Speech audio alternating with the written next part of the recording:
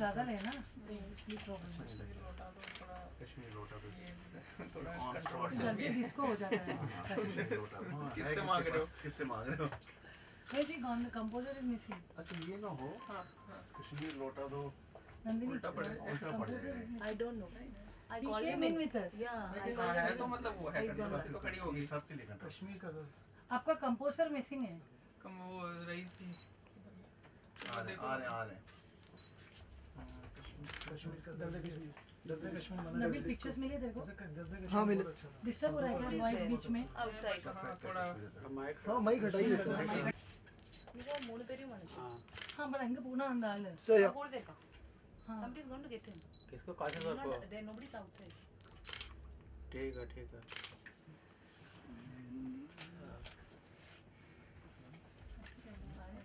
आप सब में कश्मीर से कौन कौन है?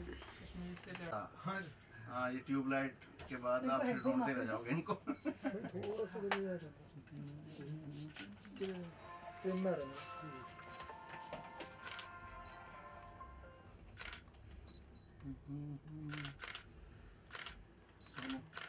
आओ सोनू, सोनू यहाँ पे आ जा। सजा तू भी आ जा। अली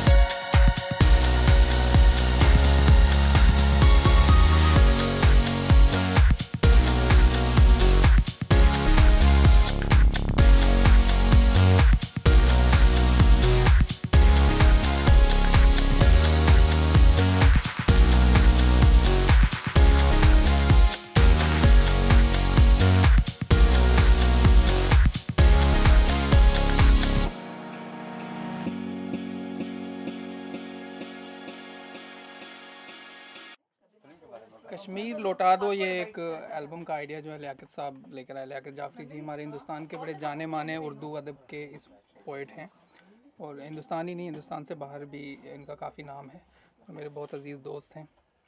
तो जब मुझे ये पता चला पिछले दिनों की एहसान का सिलेक्शन इंडियन आइडल में हुआ है तो वो अपने आप में एक बड़ी ही खुशी की बात थी क्योंकि एहसान कश्मीर के उसी इलाके से बिलोंग करते हैं जहाँ से मैं हूँ, पुंछ। और पुंछ हिंदुस्तान के बिल्कुल आखिरी कोने पर है, पाकिस्तान के बॉर्डर पर है और आधा पुंछ बल्कि पाकिस्तान में है और आधा इधर है, हमारे हमारे तरफ है।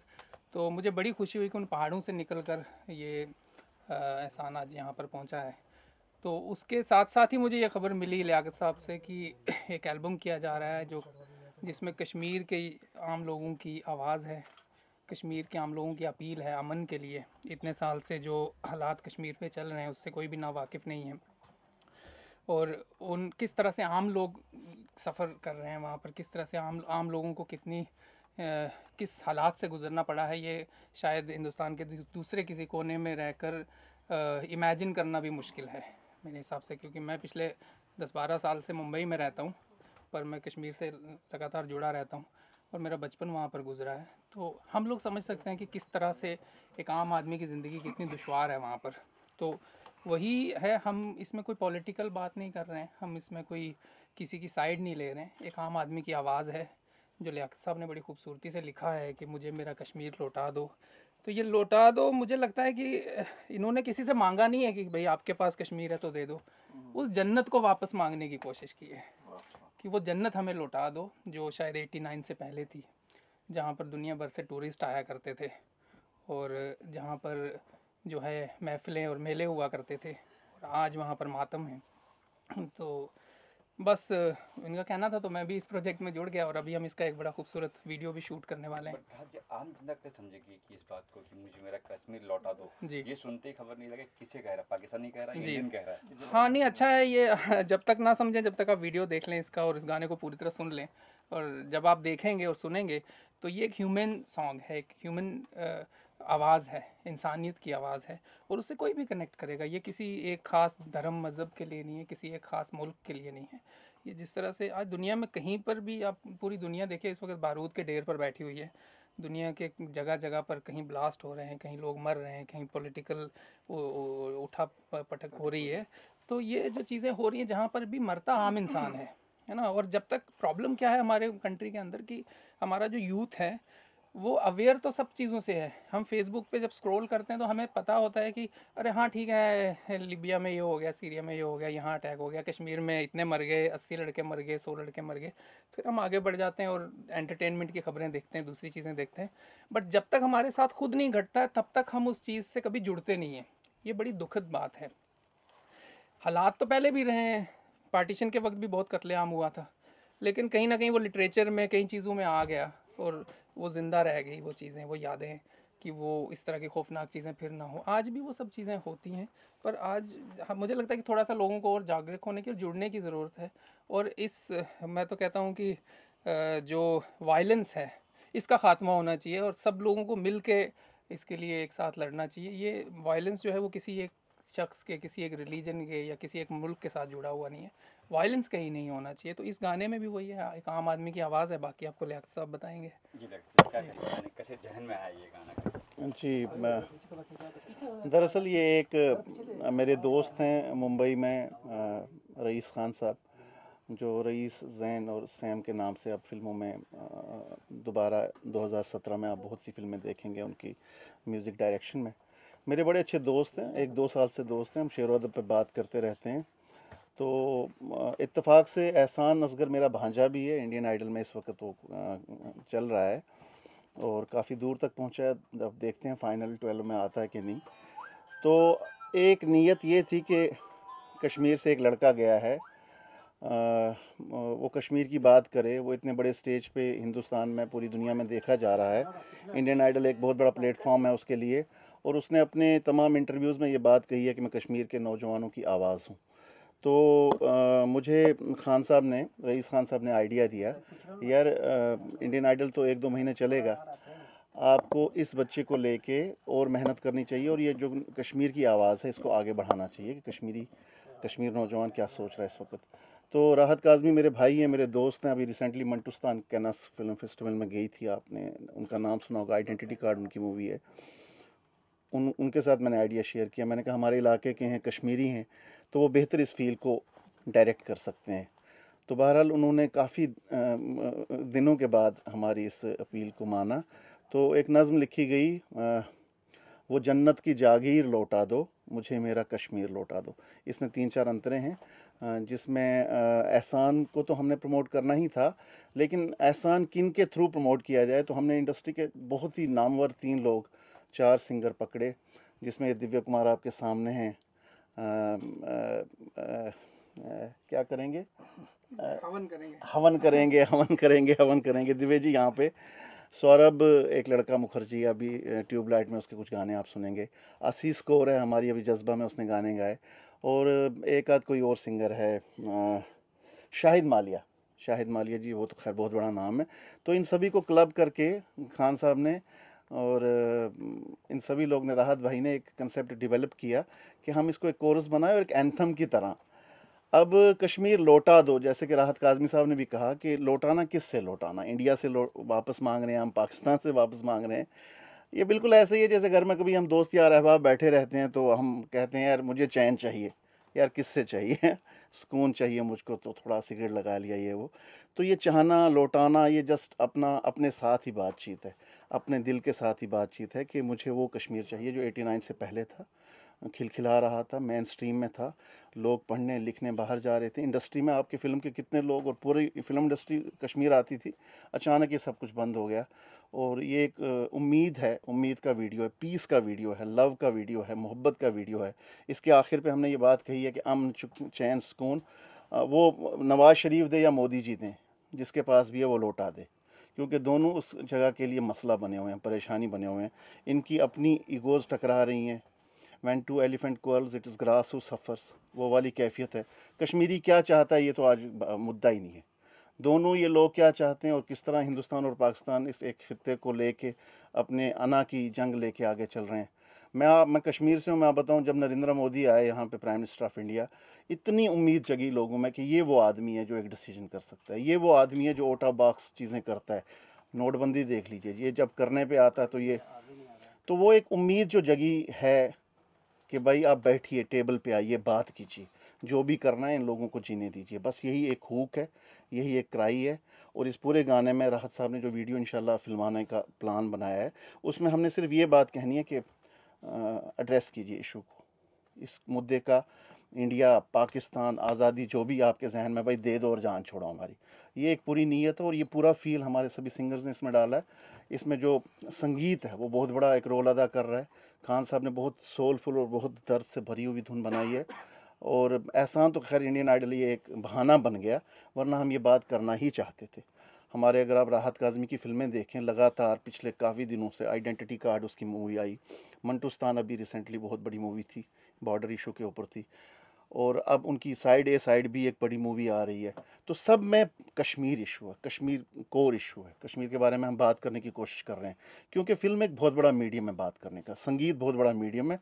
तो इस नीयत से ये एक गाना तैयार हुआ है और हमारी उम्मीद है लोग पसंद करेंगे और तेज़ी के साथ इसको शोहरत मिलेगी, इज़्ज़त मिलेगी। और हमें शोहरत से क्या लेना देना, अगर ये सुन लेंगे, बड़ी बड़ी फोर्सेस यहाँ बैठी हुई हैं, अगर एक मरतबा भी गुनगुनाते हुए हमारे इतने बेहतरीन सिंगर हैं हिंदुस्तान के, अगर इनको एक दफ़ा सुन लेंगे तो हमारी बात वहाँ तक पहुँचेंगी। बाकी हम कोई एक्टिविस्ट नहीं है, इसमें कोई हिंदुस्तान, पाकिस्तान, इंडियन आर्मी और हिजबुल मुजाहिदीन और मिलिटेंट कुछ नहीं है। ये सिर्फ एक इंसान है जो बहुत तंग आया हुआ, बहुत दुखी है, वो अपने लिए सुकून की तलाश में, और वो कह रहा है कि मुझे मेरा कश्मीर लौटा दो। जी हसन सर, क्या कहेंगे आप इंडियन आइडल में पहुंच गए अभी इस गाने के बारे में? जी सर, गाना बेहद अच्छा है और मेरी खुशकिस्मती है कि दिव्या सर के साथ मैं इस सॉन्ग में डुएट कर रहा हूँ। ये मेरे लिए अब तक की सबसे बड़ी अचीवमेंट है, लाइफ की सबसे बड़ी अचीवमेंट। जी, मैं दिव्या सर के सॉन्ग सुन के अब गुनगुनाता था, लेकिन मेरे को ये ख्वाब लिया था मैंने कि मैं तो सोच रहा था सर को कभी देख भी पाऊँ, ये बड़ी बात है, लेकिन मैं सर के साथ खड़ा हूँ, इससे बड़ी बात सर मेरे लिए कोई। क्या टिप्स मिली आपको दीजिए कुमार? जी सर, टिप्स तो कुछ नहीं, अभी हम लोग बस मिले ही हैं। पहली बार इनको मैं मिला हूँ और मैं ज़रूर, अब पता चला कि इंडियन आइडल में है तो मैं ज़रूर देखूँगा भी। And I wish all the best. ये प्रोजेक्ट को मैं बहुत बहुत बधाई देना चाहूँगा कि मेरे लिए गाना गाना एक नॉर्मल दूसरे कोई गाने के लिए था, लेकिन मुझे अब आके यहाँ पे पता चला है कि ये बहुत इम्पोर्टेंट सॉन्ग है, बहुत सारे लोग इससे जुड़े हुए हैं और आई एम ग्लैड कि मैं इस गाने का पार्ट हूँ और बहुत ही प्यारा सा गाना बनाया है रईस सर ने। और मैं बस शुक्रिया अदा करना चाहता हूँ कि मुझे आप लोगों ने इस गाने का पार्ट बनाया। And I wish you all the best. और शायद मेरा कश्मीर जाने का सपना पूरा हो जाए इस गाने के बाद। एंड या सो आई मुझे मेरा कश्मीर लौटा दो। मुझे मेरा कश्मीर लौटा दो। जब भी आपके सामने जब भी नाम आता है कश्मीर का, जब भी आप देखते हुए सुनते होंगे, तब आपके जहन में पहला क्या आता है? शाहरुख खान। बस वही है, कश्मीर को हमने वही ब्यूटीफुल तरीके से देखा है। मैं अभी तक वहाँ गया नहीं हूँ। मैंने बस सुना है कि बहुत ही खूबसूरत देश है और मतलब बहुत ही खूबसूरत जगह है और बहुत ही खूबसूरत लोग हैं वहाँ के।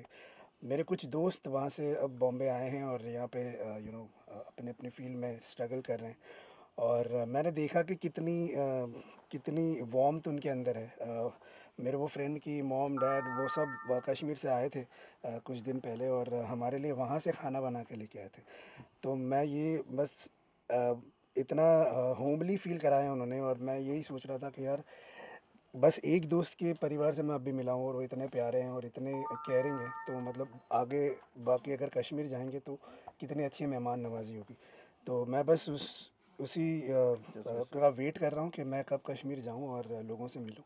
और बस मैंने अभी तक खाली इमेजिन किया कि वहाँ पे लोग कैसे होंगे। बस एक बार वहाँ जाऊँ और देखूँ कि कितने प्यारे लोग रहते हैं वहाँ पर। गाने के इसका कंसेप्ट डेवलप हुआ। एक बात कहना मैं बहुत अहम बात है। ये मेरा भाई यहाँ पे है, सोनू वारसी होंगे यहाँ पे कहीं पे खड़े थे। सोनू प्लीज़ आइए। हाँ, ये सोनू वारसी मेरा भाई है, दिल्ली में है और वारसी बरादरान। इन्होंने ये पंच लाइन दी मुझे, कश्मीर लौटा दो, क्योंकि ये ऑलरेडी नेपाल लौटा दो टाइप का एक वीडियो कर चुके थे जो बहुत बड़ा क्रेज़ बन चुका था यूट्यूब के ऊपर। तो इनका एक बड़ा बुनियादी और मतलब मैं कहता हूँ कि इस शख्स ने मुझे वो एक हुक लाइन दी, वो हौसला दिया कि मामू ऐसा कुछ करो, मेरा भांजा है, मेरा बच्चा ही है। तो यूट्यूब पे वो अभी भी होगा वो वीडियो इंशाल्लाह। काफ़ी लोगों ने देखा है उसको। मुझे मेरा नेपाल लौटा दो जब ज़लज़ला आया था तो बिल्कुल वही फील वही थाट, लेकिन वहाँ पे एक बहुत बड़ा हादसा हो गया था जिसमें काफ़ी लोगों की जान चली गई थी। तो वो नेपाल लौटा दो मीन्स कंस्ट्रक्शन नहीं हुई वहाँ पे, लोगों को बाद में बसाया नहीं गया। तो ये एक दुख इस लड़के ने उठाया था लेकिन नहीं सुना गया। मुझे नहीं लगता लोगों ने ज़्यादा असर लिया इसका।